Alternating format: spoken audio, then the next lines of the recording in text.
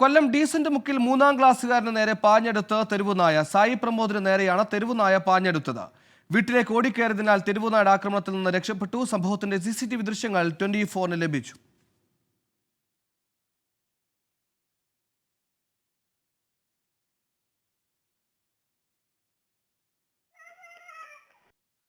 അരുൺരാജ് കൊല്ലത്ത് നിന്ന് ചേർന്നു. അരുൺരാജ്, കുട്ടിക്ക് അപകടമില്ലാതെ രക്ഷപ്പെട്ടു എന്ന ആശ്വാസ വാർത്തയുണ്ട്. എന്തൊക്കെയാണ് വിവരങ്ങൾ?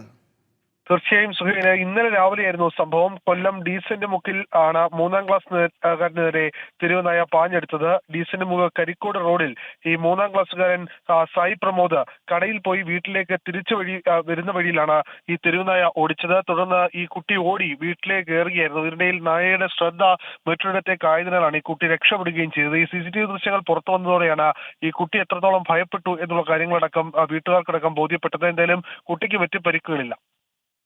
ശരി, അരുൺരാജാണ് കൊല്ലത്ത് നിന്ന് വാർത്ത വിശദാംശം നൽകിയത്. പരിക്കില്ലാതെ കുട്ടി രക്ഷപ്പെട്ടു എന്ന ആശ്വാസ വാർത്ത കൂടിയുണ്ട്.